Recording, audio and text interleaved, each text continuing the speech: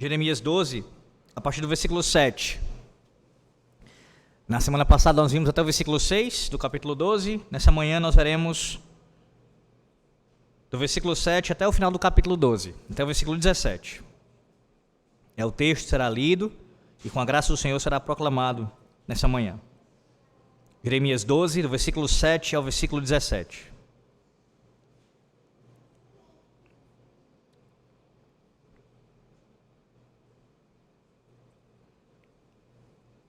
Assim diz a palavra do Senhor nosso Deus.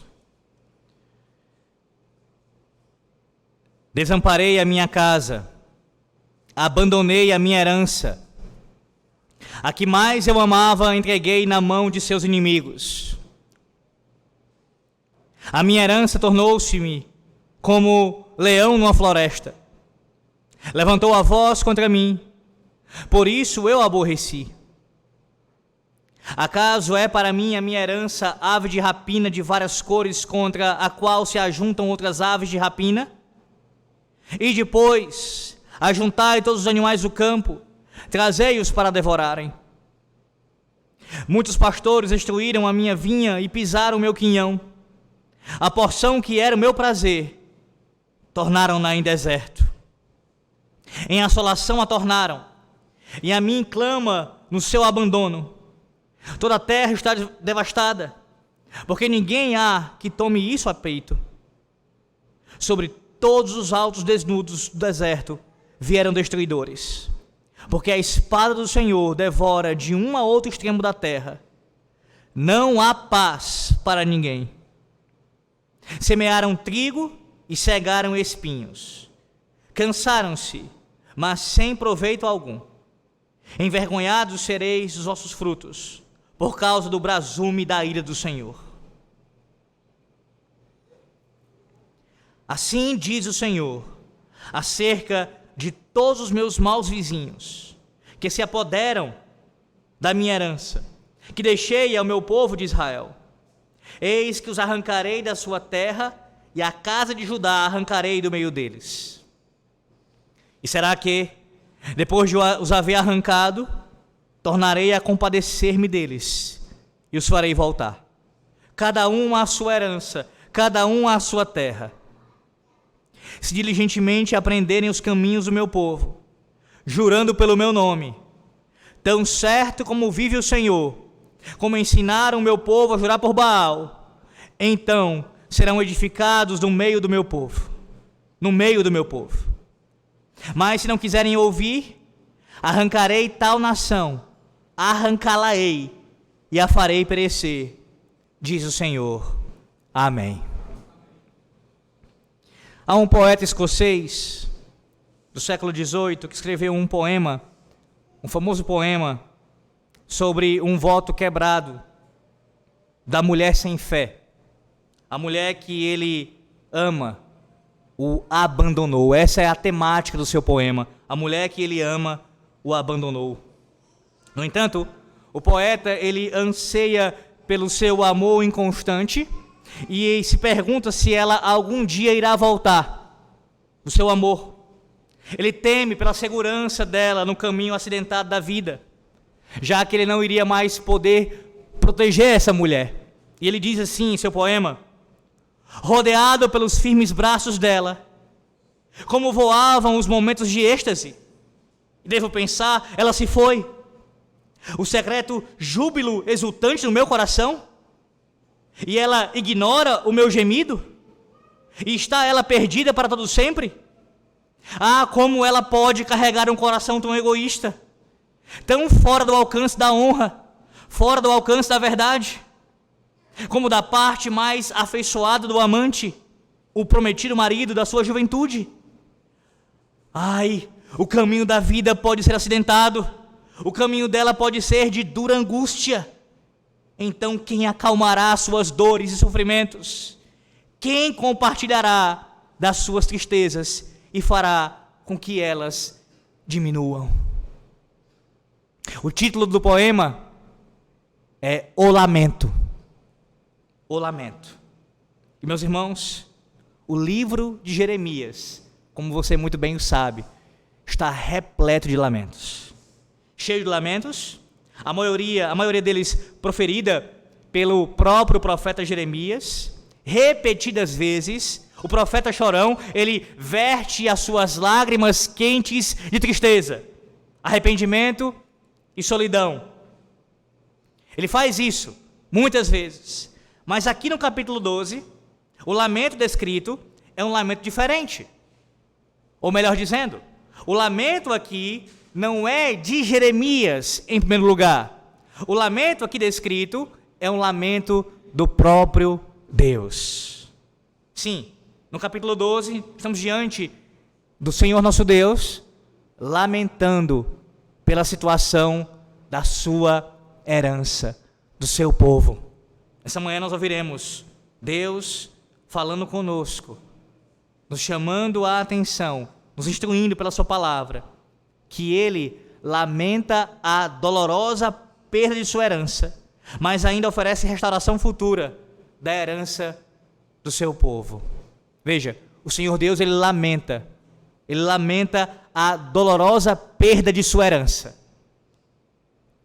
Mas além disso, Ele ainda promete uma restauração futura da herança do seu povo.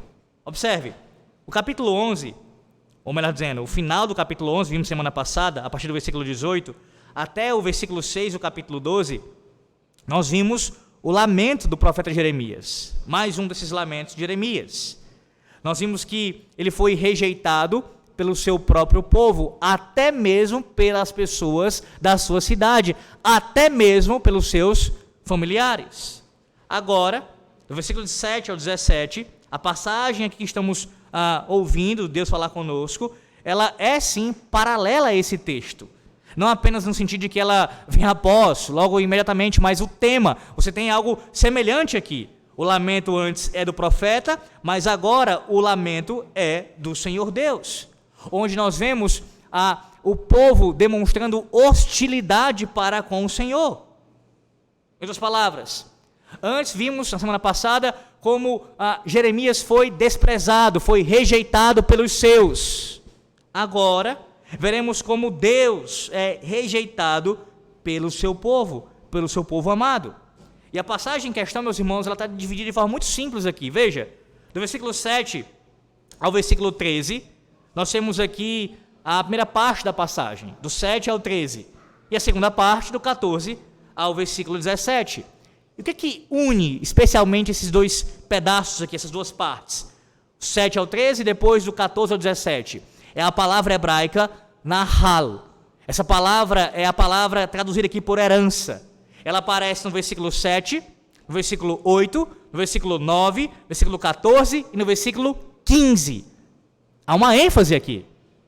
Pelo menos 5 vezes a palavra herança aparece no texto. E essa palavra herança, unifica as duas partes, tendo como tema central essa ideia aqui da herança. A primeira parte, do 7 ao 13, é da perspectiva de Deus. A herança é da perspectiva divina. Ou seja, minha herança aparecendo aqui pelo menos 3 vezes na primeira parte, do 7 ao 13. E na segunda parte, do 14 ao 17, a herança é da perspectiva de Judá e das nações vizinhas. Colocando de outra maneira, do versículo 7 ao 13, nós temos o texto focalizando a dolorosa perda da herança de Deus. E na segunda parte, do 14 ao 17, nós temos o texto ressaltando a oferta da restauração ou de restauração futura de Judá e da herança da nação. Como você ouviu. Primeira parte do texto, nós temos a primeira parte da proposição principal. O Senhor Deus lamenta a dolorosa perda da sua herança. E na segunda parte, do 14 ao 17, ele ainda oferece restauração futura da herança do seu povo. Veja, novamente o texto, versículo 7. Primeiro você tem aqui o lamento da perda do seu amor. Veja, versículo 7. Desamparei a minha alma, a minha casa, abandonei a minha herança, a que mais eu amava, entreguei na mão de seus inimigos. Observe a expressão que nós temos aqui, a que mais eu amava. Irmãos, essa expressão aqui, não apenas no nosso vernáculo, mas no próprio original hebraico, ela aparece de fato no gênero feminino. Ou seja, a ideia aqui é o povo da aliança novamente sendo personificado como a amada de Yahvé. O povo é personificado como uma mulher, sendo assim amada pelo Senhor Deus. Observe também que a expressão aqui em nossa tradução está a que mais eu amava. Mas uma tradução melhor para ela seria a amada da minha alma. A amada da minha alma. Ou seja, o Senhor descreve o seu povo de forma amorosa. E veja o contexto. O contexto é de abandono. O contexto é de entrega aos inimigos. O contexto, de fato, é de juízo. Mas mesmo em meio a isso, a rebeldia do povo e ao juízo que eles iriam sofrer, ainda assim o Senhor Deus usa a expressão com esse sentido no presente. Você é a amada da minha alma. Ele ama o seu povo. Não é aqui, de forma nenhuma, o juízo divino como uma demonstração de um desprezo completo, total, a ponto de romper absolutamente a relação com o seu povo. Não. Eles ainda são amados por Deus. Ora, o juízo trazido sobre eles é exatamente uma demonstração do seu amor. Uma disciplina tratando os seus pecados, corrigindo-os e trazendo-os de volta, buscando trazê-los de volta à obediência à sua palavra. Observe também como o pronome aqui, possessivo, aparece por vezes, na primeira pessoa. Minha casa, versículo 7, minha herança também. Versículo 9, minha herança. Versículo 10, minha vinha, meu quinhão. Percebe? Minha, amada da minha alma. Eles ainda pertencem a Yahvé. Vocês são meus. Vocês são meus. E esses versículos, meus irmãos, eles ecoam Deuteronômio capítulo 32, o texto da Santa Convocação nessa manhã. Deixa eu lembrar para você pelo menos 2 versículos aqui. Abra lá em Deuteronômio capítulo 32 e veja pelo menos 2 versículos que vão estar sendo ecoados aqui em Jeremias capítulo 12. Deuteronômio 32, versículo 8, veja aí, pelo menos uma parte do versículo.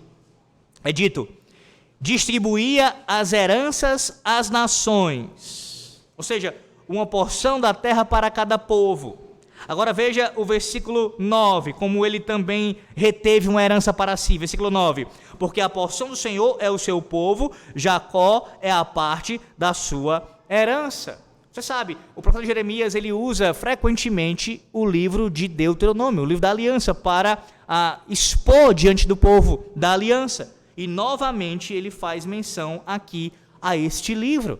E o contexto mostrando como Deus ele pode falar tão enfaticamente sobre a sua casa. Por quê? Porque pertence a Ele, é a sua herança, é o seu quinhão.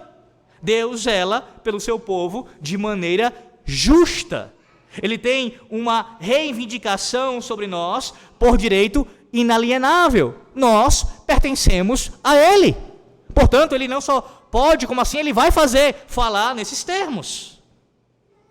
Veja, meus irmãos, o que Deus disse aqui em Jeremias capítulo 12, não desmarque, é o nosso texto da exposição, Jeremias 12, sobre sua herança, é algo que é chocante. Não deixe de ser chocante.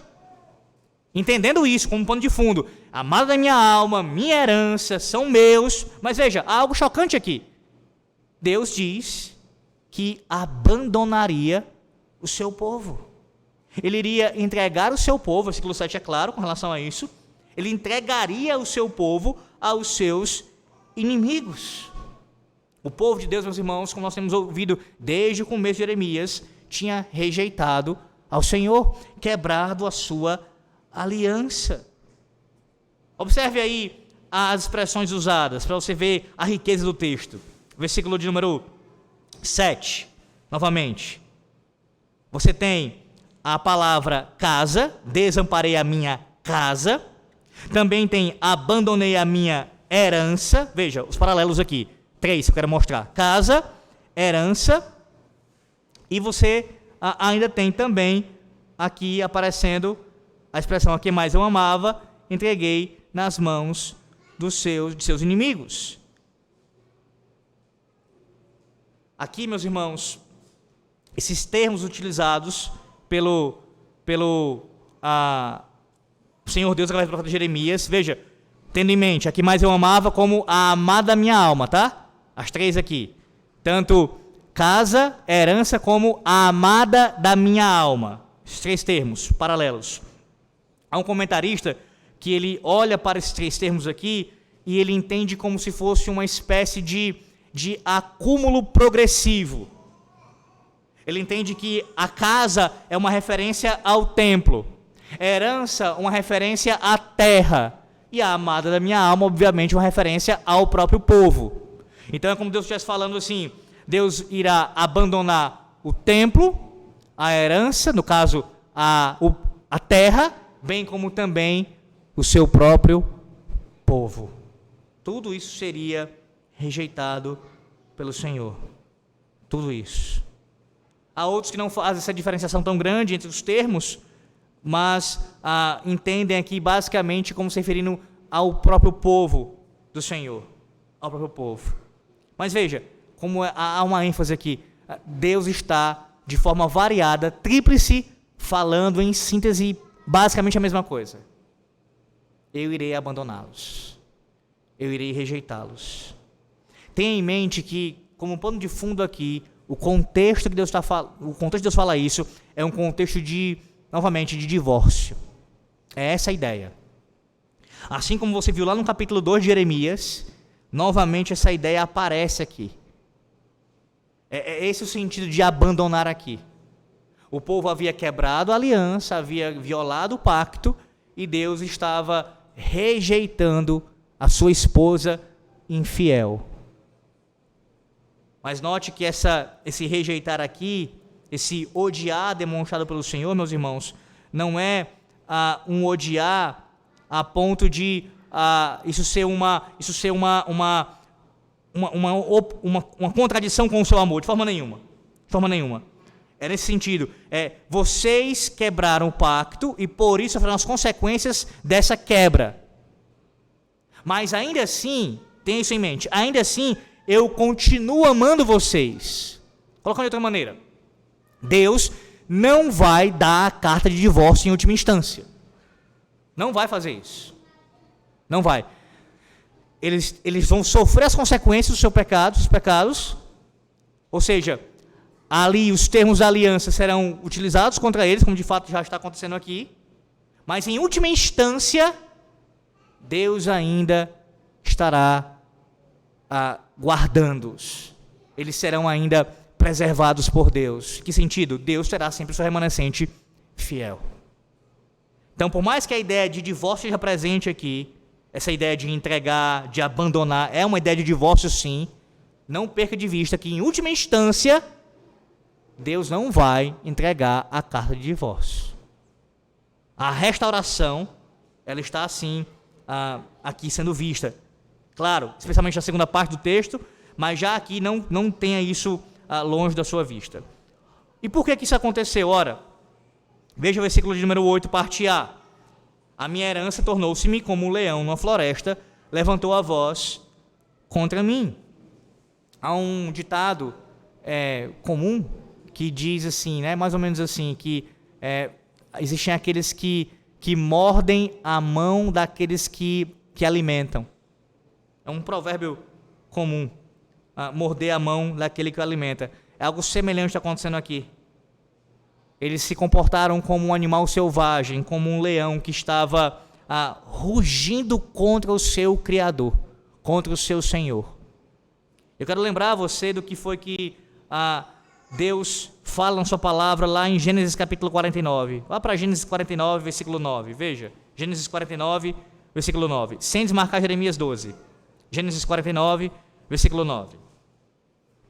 Ali no contexto da bênção sobre os filhos de Jacó, nós vemos que Judá deveria ser o leão de Deus. E observe o que Jacó disse ao abençoar seus filhos.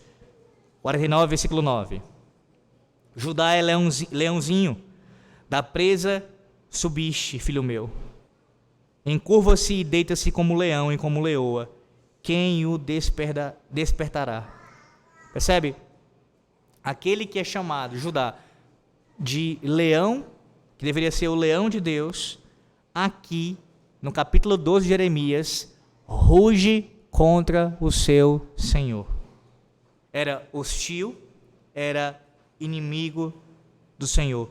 Se virou contra Deus numa atitude de rebelião contra o Senhor. Veja, novamente agora, o versículo número 9. Veja agora o versículo 9. Acaso é para mim a minha herança ave de rapina, de várias cores contra a qual se ajuntam outras aves de rapina? E depois ajuntai todos os animais do campo, trazei-os para o devorarem. Aqui, meus irmãos, a expressão ave de rapina, existe uma discordância entre os comentaristas para traduzir essa expressão. Porque alguns traduzem como se fosse uma referência, na verdade, a hienas. Mas, de qualquer forma, o significado é semelhante ao que está no versículo 8, ou digo, a ideia central aqui do versículo 9. Ou seja, assim como no versículo 8, o povo é descrito como um animal, nesse caso um leão, que está indo contra o seu senhor, aqui no versículo 9, um animal, seja um abutre, ou seja mesmo uma hiena, nesse caso um animal carniceiro, também está demonstrando hostilidade para com Deus. A mesma ideia está presente aqui, independente de qual seja o animal, se de fato é uma ave ou então uma hiena. Mas veja ainda a expressão, é dito que outras aves de rapina, essa expressão, a cercam. E aí você tem ajuntai aqui, ou reúnam todos os animais selvagens, versículo 9. Aí você tem uma inversão da situação. A mesma imagem do animal selvagem é usada aqui para demonstrar o juízo sobre o povo que se opôs a Deus. Ou seja, como é muito comum em Jeremias acontecer, uma vez que o povo rugiu contra Deus, como um leão selvagem, e o estava ameaçando atacá-lo como aves de rapina ou como hienas hostis, eles mesmos, o povo, seria feito de banquete para os animais selvagens que iriam devorá-lo. Percebe? Vocês se comportam como animais selvagens contra mim, mas vocês provarão o meu juízo através dos inimigos que eu levantarei contra vocês, como animais selvagens. Quais são as lições que a gente pode aprender somente aqui com esses versículos iniciais? Muitas. Algumas delas. Primeiro que você precisa ser lembrado disso amanhã, que os seus pecados, os nossos pecados, eles entristecem o Espírito Santo de Deus. Os seus resmungos, as suas queixas, as suas rebeliões, as suas murmurações, os argumentos que você utiliza contra Deus por causa de alguma situação que você vivencia, tudo isso são como rugidos aos ouvidos de Yahvé. Toda vez que você age assim, você age como o povo aqui na antiga aliança, como o povo aqui nos dias de Jeremias, como um leão selvagem, que não está sendo usado por Deus para assim avançar o seu reino, no caso, ser usado por Deus no avanço do seu reino, não, mas se voltando contra o seu Senhor, contra o seu rei. A falta do contentamento, a falta do descansar na providência de Deus, o levantar a voz contra o Senhor é como um animal que ruge contra o seu Criador. E toda vez que pecamos contra o Senhor nosso Deus, toda vez que isso acontece, por estarmos no relacionamento de amor com o nosso Deus, Ele nos ama e nós o amamos em Cristo, por causa de Cristo, nossos pecados entristecem ao nosso Deus. Essa razão, irmãos, ela é uma razão que traz ao mesmo tempo que traz contrição para nós, mas também traz encorajamento, para que nós busquemos cada vez mais a santificação. Quando você pensa em alguém que você ama, seja o seu esposo, a sua esposa, os seus filhos, enfim, você pensando nessas pessoas, eu quero acreditar que você passa por isso, isso é o natural. Você teme magoá-los, você teme ofendê-los, você não quer estar numa relação ruim com eles, trazendo tristeza ao coração deles. Não é verdade, filhos, com relação aos seus pais?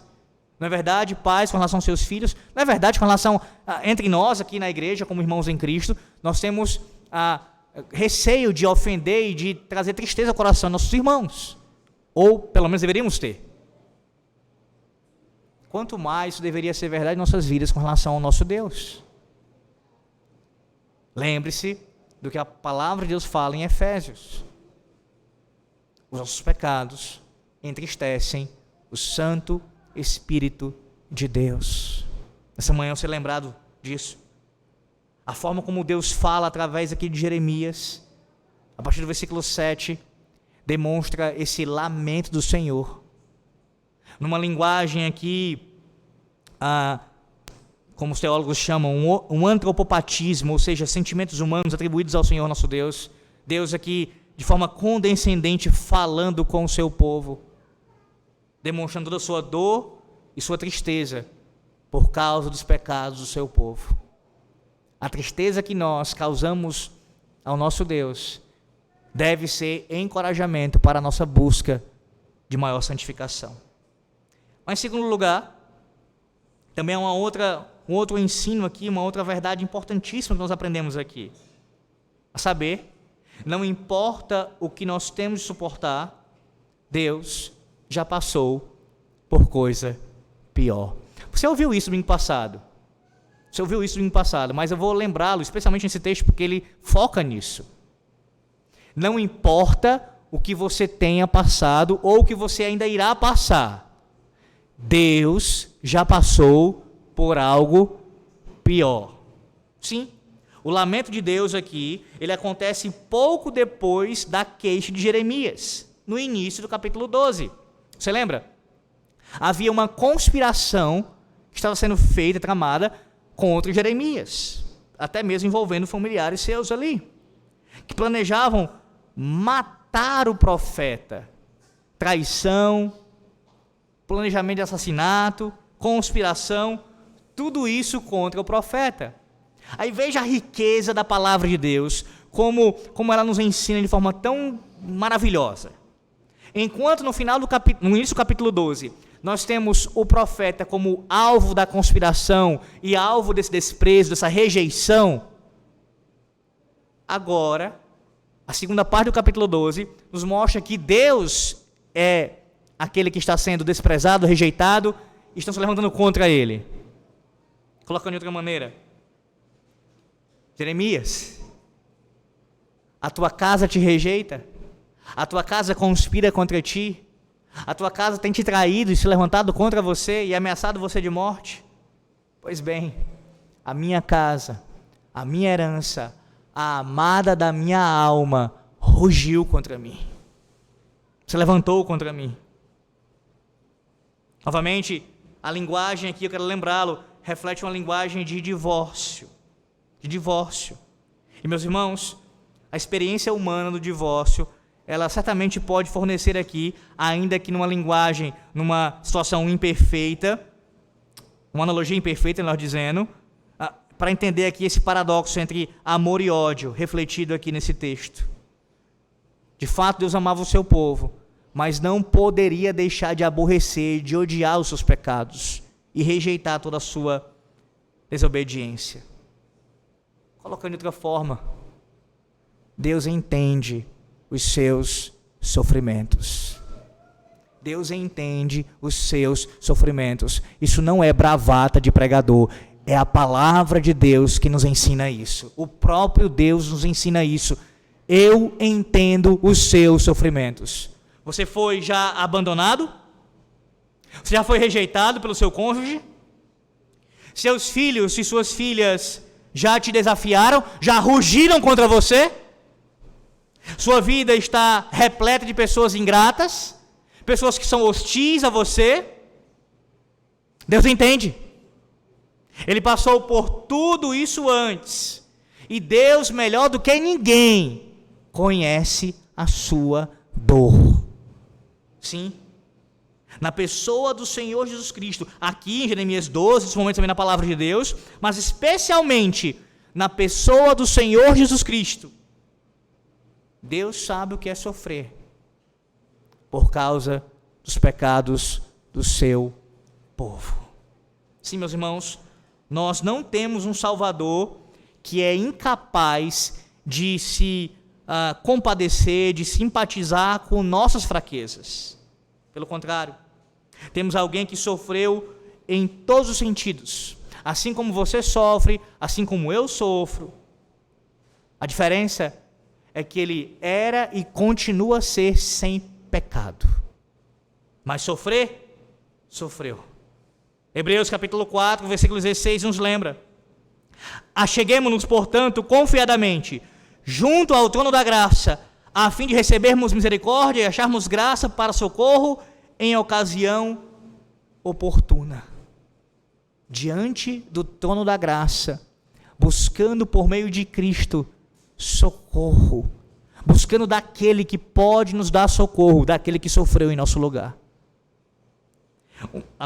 Nosso catecismo nos lembra também, veja como essa pergunta ela é precisa. Nossos pais foram direto ao ponto aqui. Pergunta 39 do Catecismo Maior de Westminster: por que era indispensável que o mediador fosse homem? Resposta: era indispensável que o mediador fosse homem para que ele pudesse resgatar a nossa natureza, para que pudesse submeter à obediência da lei, escute, para que pudesse compadecer-se e interceder em nosso favor, em nossa natureza, e compreender as nossas fraquezas, para que pudéssemos receber a adoção de filhos, ser consolados e confiadamente ter acesso junto ao trono da graça. O ensino de Hebreus capítulo 4, versículo 16. O nosso mediador, perfeitamente Deus, perfeitamente homem. Por ser homem, ele pôde se compadecer das nossas fraquezas. Não é da boca para fora que ele te fala isso nessa manhã. Ele te lembra: se você foi abandonado, se você se sente abandonado, eu já fui. Se sente desprezado, eu já fui. E se isso é uma ofensa para você, de fato é, quanto mais é para o Rei da Glória. Que motivo alguém tem para abandonar Cristo? Meus irmãos, por último, ainda na primeira parte do texto, nós somos também lembrados que rejeitar o amor de Deus pode nos custar tudo.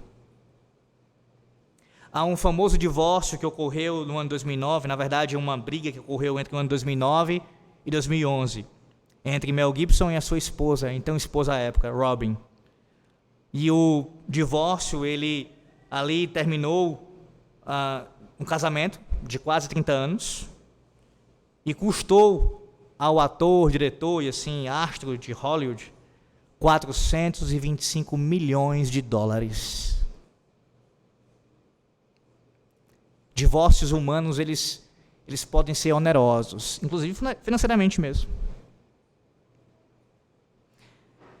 Mas divorciar-se de Deus, rejeitar o seu amor, desprezar a sua aliança, é incomparavelmente pior.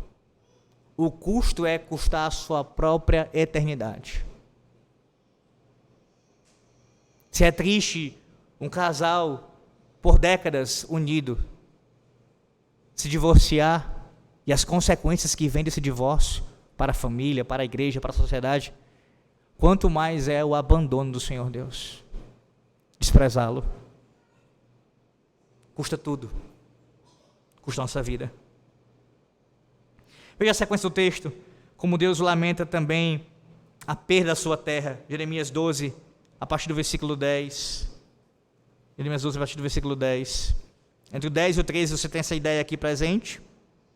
E eu quero lembrar você do versículo 21, sem desmarcar o capítulo 12, versículo 21 do capítulo 2. Versículo 21 do capítulo 2, onde é dito, como vide excelente da semente mais pura. Ou seja, quando Deus levou os filhos de Israel para a terra prometida, ele se plantou como uma vinha, que você viu lá no capítulo 2, versículo 21, uma vide excelente da semente mais pura. Mas a videira de Deus estava prestes a ser pisoteada, versículo 10. Versículo 10 do capítulo 12. Muitos pastores destruíram a minha vinha e pisaram o meu quinhão. A porção que era o meu prazer, tornaram-na em deserto. Veja aqui a tríplice referência. Minha vinha, meu campo precioso. Tudo aqui está relacionado, meus irmãos, figuradamente ao conceito de aliança. Ou melhor, da herança. E faz paralelo com a referência tripla do versículo 7. Ou seja, minha casa, minha herança, a amada da minha alma. O termo pastores, como você tem já ouvido muitas vezes, ele tem especialmente significado ligado à ideia dos governantes. E nesse caso aqui, nesse texto, ele remonta ao que diz o versículo 9 sobre os animais selvagens. Os animais selvagens queriam ali devorar Judá. Aqui aparece como sendo os pastores, isto é, Nabucodonosor e o seu exército. E os demais reis de outras nações, se unindo a ele e pelejando contra o povo da aliança. Note também que a figura de pastor aqui, de pastores, ela tem um tom irônico também. Por quê? Porque pastor, meus irmãos, biblicamente, inclusive aqui no aspecto civil do governo, de governantes, traz a ideia de cuidado. Pastor traz a ideia de proteção, de cuidado mesmo. Mas aqui os pastores são descritos como aqueles que vão pisar. Eles irão destruir. Eles pisaram o quinhão. Isso iria acontecer com eles. Pastores, eles cuidam das ovelhas. Eles não destroem o bom pasto delas. Aqui é o que acontece. O paraíso seria perdido. A terra prometida iria se tornar uma terra desolada, pisoteada, destruída pelos pastores. Versículo 11. Veja a assolação aqui no versículo 11. Em assolação a tornaram, e a mim clama no seu abandono. Toda a terra está devastada, porque ninguém há que tome isso a peito. Outra questão importante também aqui do hebraico. Veja, a palavra primeira que aparece, assolação. Depois você tem a palavra abandono, e a mim clama no seu abandono. E depois a palavra toda a terra será devastada. Esses três termos aqui que você vê no português sendo diferentes, no original hebraico é a ideia de devastação mesmo. Há uma repetição e há uma assonância na pronúncia dos termos no hebraico, que não tem como replicar isso em português. Então Deus está falando para o seu povo, está falando aqui que a terra seria devastada. Enfaticamente, toda a terra, toda a sua herança será devastada. E por quê? Versículo 12, parte A. Por causa do ataque do inimigo. Veja, sobre todos os altos desnudos do deserto vieram destruidores. Certo comentarista escreve o seguinte sobre essa parte aqui do versículo 12. Esses bandidos podem ser ligados aos acontecimentos escritos em 2 Reis, capítulo 24. Em 602 a.C., ele diz: vários anos antes de os babilônios tomarem Jerusalém e levarem os judeus para o exílio, caravanas de saqueadores de todas partes atacavam Judá. E aí você vê lá em 2 Reis, capítulo 24, versículo 2. Enviou o Senhor contra Jeoaquim bandos de caldeus e bandos de sírios e de moabitas e dos filhos de Amon. Sim, meus irmãos, aqui essas nações eram as aves de rapina, ou então, no caso, as hienas, que iriam ali destruir tudo que passasse pelo seu caminho. Versículo 12, parte B. Olha o que diz o versículo 12, parte B. Devora de um a outro extremo da terra, não há paz para ninguém. Isso te lembra alguma coisa? A fala aqui de não há paz para ninguém é uma refutação à mensagem dos falsos profetas. A mensagem deles era, repetidamente, paz, paz. Quando? Não há paz. No juízo de Deus, ficaria explícito isso, o cumprimento da palavra profética da boca de Jeremias. Ou seja, quando o juízo chegasse, quando os animais viessem devorar, quando os inimigos devastassem a terra, ficaria claro na boca de quem Deus falava. Não há paz. Não há paz. Não há paz para ninguém. A invasão chegou. Versículo 13, parte A. Versículo 13, parte A. Os invasores não apenas pisariam a vinha, mas também eles iriam destruir as colheitas. Versículo 13, parte A. Semearam trigo e cegaram espinhos, cansaram-se, mas sem proveito algum.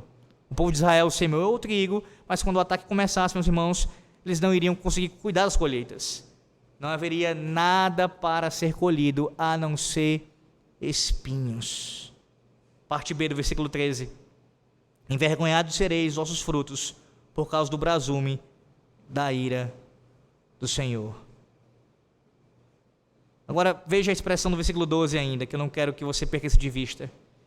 Versículo 13, parte B, faz menção à ira do Senhor, ao seu juízo, aqui de forma esplendorosa, de forma muito vívida.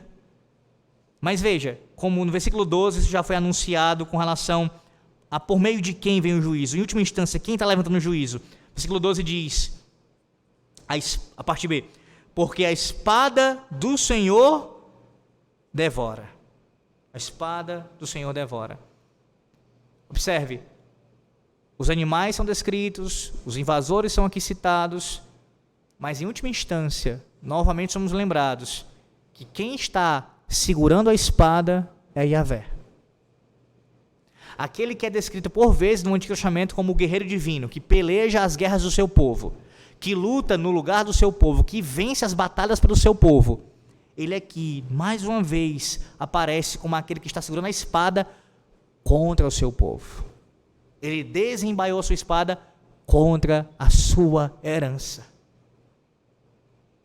Em última instância, não era Nabucodonosor, não era a Babilônia, mas o próprio Deus que estava marchando contra Judá. Há um autor que diz que, cita isso, essa informação importantíssima, que a arqueologia moderna, ela confirma, ou melhor, colocando uma expressão melhor, ela testemunha aqui as profecias bíblicas descritas.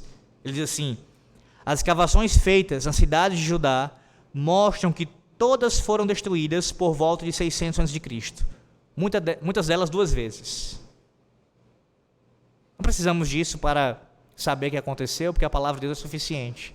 Mas veja como o testemunho ainda joga mais ainda luz para isso. Deus perdeu a sua amada, e a sua amada perdeu o seu paraíso. Não há herança, não há quinhão, não há terra, não há nenhum tipo de deleite num lugar onde não há comunhão com Deus. O perder a herança, o perder a sua terra, é uma consequência, assim, terrível, desastrosa, mas que ainda é secundária em comparação à comunhão com o Senhor Deus. Isto é, bênção maior é a nossa relação pactual com o Senhor nosso Deus. As demais bênçãos que advêm disso são maravilhosas, mas são secundárias. São secundárias. Mas ainda assim, perdê-las também é motivo de tristeza, de lamento do povo. Você chega aqui nesse versículo 13, para nessa primeira parte e pensa, reverendo, novamente, palavras de duro juízo, palavras pesadas. Acostume-se com isso, que vai a ênfase até o capítulo 29. Essa ênfase do juízo. Só que como já ouvimos, Jeremias não para aqui. Ora, nós ouvimos que mesmo numa mensagem, você deve lembrar do vale do filho de Inom, que foca no inferno ali, no juízo de Deus, podemos, por inferência, também extrair mensagens de graça e do Evangelho. Quanto mais aqui explicitamente isso acontece. Mesmo estando num bloco que vai dar maior ênfase ao juízo. a partir do versículo 14.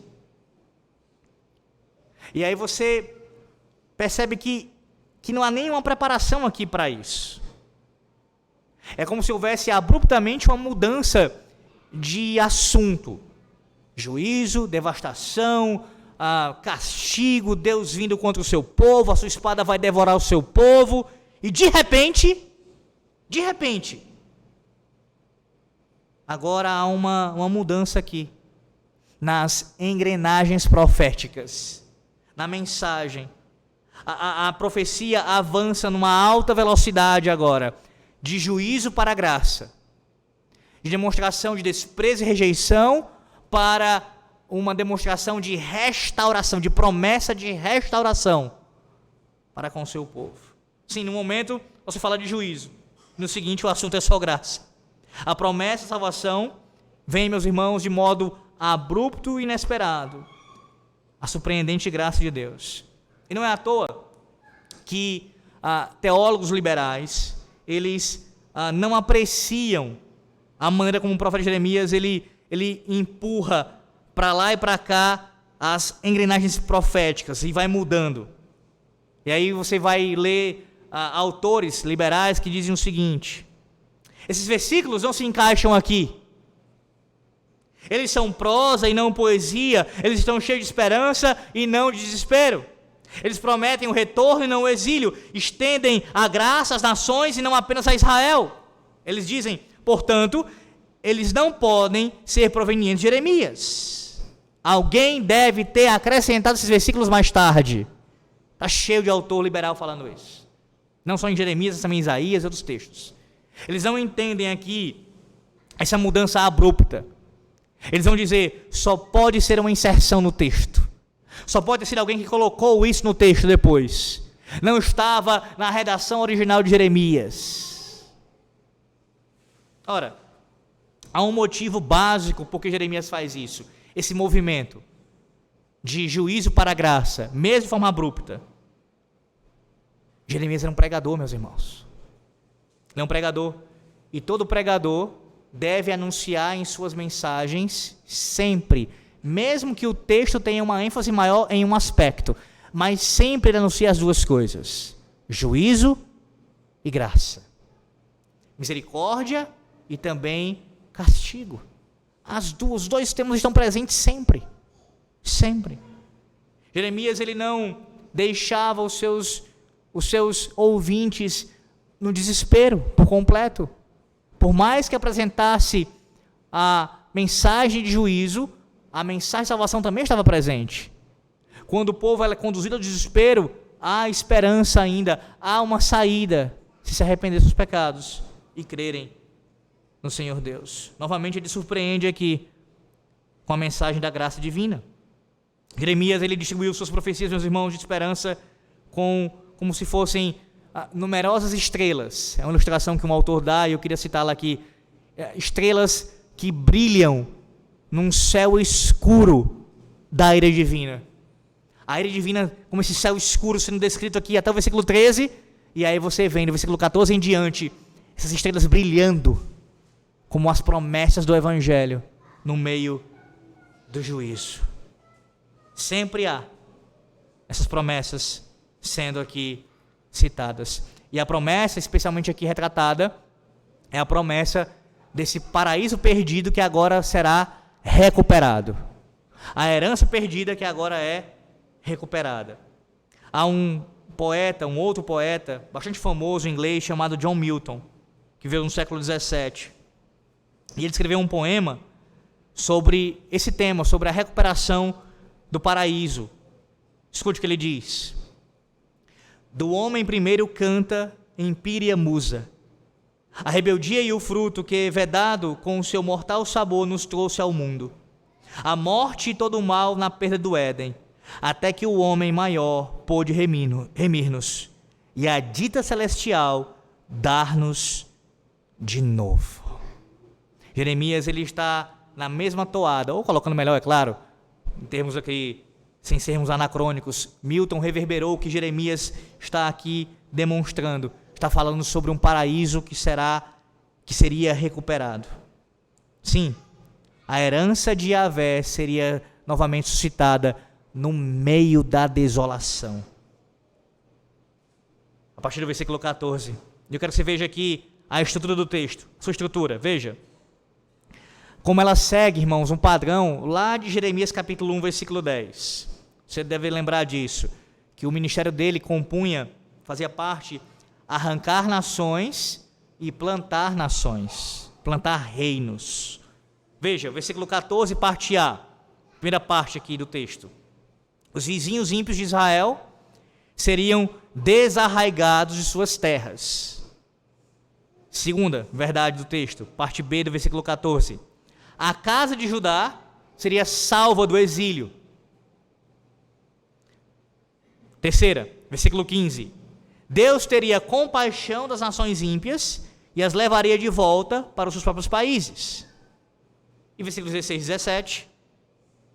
Em quarto lugar, dependendo de sua reação a Deus, cada nação seria ou salva ou destruída. Essa é a estrutura básica aqui dessa parte final. Agora, para compreender bem essa segunda parte aqui de Jeremias, capítulo 12, e, no caso, a parte final do capítulo 12, e não apenas essa parte, mas compreender, inclusive, a literatura profética, é importante você compreender um princípio bíblico hermenêutico de como a profecia bíblica ela funciona. E aqui eu quero ilustrar de uma forma como outros autores, especialmente teólogos bíblicos, eles ilustram. E recentemente eu fui lembrado disso nas aulas do mestrado. A ilustração é a seguinte. Pense numa situação quando você vê montanhas de longe. Quando a gente olha para uma série de montanhas, numa distância grande, uma distância maior, até de nós para elas, a sensação é que elas estão o quê? Muito próximas uma da outra. Quando você vê montes, montanhas, lugares elevados, distantes deles, a sensação é como se eles estivessem um próximo ao outro. À medida que você se aproxima deles, você percebe que há uma distância grande entre um monte e outro monte. Eles não estão tão próximos assim como você pensava. Essa sensação se dá, como eu disse, por causa da sua distância em relação a eles. Pois bem, biblicamente, a profecia ela tem esse caráter. Quando você tem aqui uma menção a essa profecia descrita aqui, você tem que entender que ela tem tanto um cumprimento mais próximo, que vai acontecer, mas também tem um cumprimento futuro. E aqui muita gente se perde. Claro, irmãos de forma geral, mas até mesmo pastores, na falta de compreensão adequada desse cumprimento profético. Uma profecia, ela se cumpre, biblicamente falando, tá, irmãos? Tanto ela tem cumprimento no seu aspecto mais próximo ali, mais imediato, mas também futuro. Há autores que falam até mesmo de 3 tipos de cumprimento. Como, por exemplo, um cumprimento literal, um cumprimento messiânico e um cumprimento escatológico. O literal seria o quê? Quando Deus fala de uma nação específica dos dias de Jeremias, aquela nação específica iria provar aquilo que Deus está falando, literalmente. Isso ia acontecer com eles, nos seus dias. Messiânico é que aquilo se cumpre na pessoa de Cristo, na sua obra. E escatológico é que ainda haverá um cumprimento final, nos últimos dias, daquela profecia proferida nos dias de Jeremias. Então, tenha isso em sua mente. O cumprimento profético não apenas referindo-se àqueles dias, mas também apontando para a pessoa de Cristo, a sua obra, bem como também um cumprimento final. Um cumprimento ainda último. Há um cumprimento, meus irmãos, imediato, aqui, na vida da nação de Israel, algum tempo próximo de quando a profecia foi dada. Muitos dos seus detalhes acontecem de fato entre o povo de Deus. Lembre-se que nem todas as profecias do Antigo Testamento foram completamente cumpridas na primeira vinda de Cristo. Muitas delas ainda irão acontecer na segunda vinda do Senhor Jesus Cristo. E aí como é que você entende esses princípios aqui se aplicando em Jeremias 12? Primeiro veja aqui o cumprimento literal na vida de Israel. Deus ele prometeu enviar Israel para o cativeiro e trazê-la de volta. E essa promessa ela começou a ser cumprida quando os babilônios vieram e levaram Israel para o cativeiro lá em 516 a.C. Mais tarde, os exilados retornaram para Israel sob Zorobabel, em 537 a.C. E novamente sob Esdras e Neemias, no século V a.C. Eles recuperaram o paraíso terreno naquele período ali. Isso aconteceu. Você pode ver em Esdras, em Neemias, o cumprimento disso, do povo retornando à terra. A promessa de restauração de Israel também ultrapassou o retorno do exílio e brilhou ainda mais firmemente, ainda mais reluzente nos dias de Cristo. Quando o Senhor veio, ele proclamou que ele é a videira, lá em João capítulo 15. Ou seja, Jesus é o novo Israel. E embora a vinha de Deus tinha sido pisoteada por reis estrangeiros, pelos pastores aqui descritos, Deus replantou a sua vinha em Cristo. Todos os que estão unidos a Cristo tornam-se a vinha de Deus, a herança de Deus. Contudo, também há uma promessa de paraíso recuperado no fim da história, ou seja, um cumprimento ainda escatológico. Apocalipse 21 e 22 descreve para nós o paraíso eterno, onde nós estaremos eternamente com o nosso Deus em seu lar. Percebe? Tanto aqui você tem um cumprimento histórico mais imediato, o povo é exilado, vai para a Babilônia, isso acontece, o juízo é cumprido, mas eles voltam para a terra prometida, ou seja, Deus cumpre a profecia. Isso também é visto na pessoa de Cristo na sua obra, e isso também será visto finalmente lá no final dos tempos, ou no caso, nos últimos dias dos últimos dias, quando Deus assim vai trazer as nações e enfim, o seu povo será restaurado. Isso também, meus irmãos, acontece com relação aos estágios aqui. Esses estágios também são vistos com relação aos vizinhos de Israel. Veja versículos 14 e 15. Versículos 14 e 15. Assim diz o Senhor acerca de todos os meus maus vizinhos, que se apoderam da minha herança, que deixei ao meu povo de Israel. Eis que os arrancarei da sua terra, e a casa de Judá arrancarei do meio deles. E será que, depois de os haver arrancado, tornarei a compadecer-me deles, e farei voltar cada um a sua herança, cada um a sua terra. Você tem um cumprimento literal também de Jeremias. A nação de Judá não foi a única cativa levada pela Babilônia. As nações que atacaram o povo de Deus, como Edom, Moabe e Amon, também foram arrancados e levados em cativeiro, mas por fim todas elas voltaram ao seu lar. O Senhor teve compaixão deles e fez com que eles voltassem à sua terra.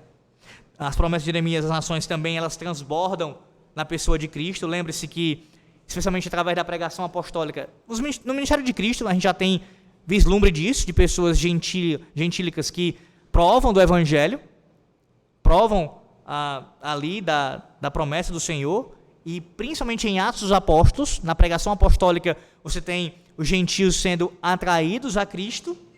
Isso acontece mostrando o cumprimento também dessa profecia. As nações virão ao Senhor. E isso acontecerá de forma muito mais abundante ainda no retorno, antes do retorno do Senhor e na sua consumação. Um cumprimento visto em três estágios. Três estágios. Deus salva as nações pagãs também. Mas há uma última advertência que eu quero caminhar para o final. Última advertência, veja, que está no versículo de número 16. Se diligentemente aprenderem os caminhos do meu povo, jurando pelo meu nome, tão certo como vive o Senhor, como ensinaram o meu povo a jurar por Baal, então serão edificados no meio do meu povo. No meio do meu povo. Veja aqui que há uma condição. As nações não poderiam ser salvas pelos seus méritos. Elas não seriam salvas ainda confessando seus falsos deuses. A única forma de serem salvos aqui é se eles abandonassem o seu paganismo, seu pluralismo religioso e abraçassem a fé em Yahvé. Deixa eu contar uma história para você com relação a isso, que ilustra muito bem a forma herética que tem sido ensinada nos nossos dias acerca de você dizer que crer no Deus verdadeiro e ao mesmo tempo abraçar falsas religiões. Na década de 90, a revista New York Times informou sobre uma controvérsia na Igreja Reformada dos Estados Unidos. Um pastor, lá numa cidade do Michigan, ele não acreditava mais que Cristo é o único caminho para a salvação. As palavras de um membro da congregação, nós vemos esse ensino sendo proferido. Ele diz assim, nós não conhecemos os limites da graça de Deus. E não conhecendo isso, como podemos afirmar saber que essas pessoas estão indo para o céu e que aquelas não estão? O pastor da igreja comparou a salvação universal a uma grande catedral repleta de vitrais. Ele disse, ali dentro estão grupos de judeus, cristãos e muçulmanos. Cada grupo lê a história da sua fé numa determinada janela. Todas as janelas, escreveu ele, são iluminadas pela luz de Deus. Judeu, muçulmano, cristão, servindo ao mesmo Deus de forma diferente. Irmãos, essa é uma expressão de uma heresia que ela se encontra bem presente em nossos dias. Ela foi proferida há pouco tempo pelo anticristo, o Papa. Ele falou há não muito tempo sobre isso, sobre pessoas que mesmo não professando a fé cristã, também eram amadas e serviam a Deus, que poderiam sim, traduzindo aqui as suas palavras, serem salvas, mesmo permanecendo em suas falsas religiões. Mas veja como esse ensino, essa heresia, ela vai frontalmente contra o ensino do Novo Testamento. Cristo disse em João capítulo 14, versículo 6, um texto que vocês sabem de cor, eu acredito. Eu sou o caminho, a verdade e a vida. O único caminho, a única verdade, a única vida. Sim, o Novo Testamento declara isso abertamente, mas já aqui em Jeremias 12 isso é dito, veja, versículo 16, se, condicionalmente, se diligentemente aprender os caminhos do meu povo, se vocês, nações pagãs, jurarem pelo meu nome, assim como vocês fizeram o meu povo jurar pelo falso Deus de vocês, se vocês abandonarem isso e jurarem pelo meu nome, crerem em mim como o único Deus verdadeiro, se, não é estando como vocês estão, permanecendo em vossos pecados, esse pluralismo religioso falso, não, é se abraçarem a única religião verdadeira, se, é condicional. É condicional. Então não há salvação universal nesses termos, irmãos.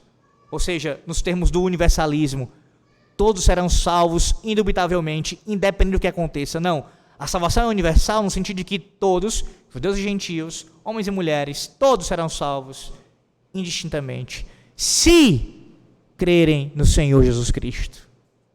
Se crerem no Senhor Jesus Cristo. Sem isso não há herança, sem isso não há nenhum tipo de promessa de salvação, a não ser devastação. E aí ele encerra no versículo 17.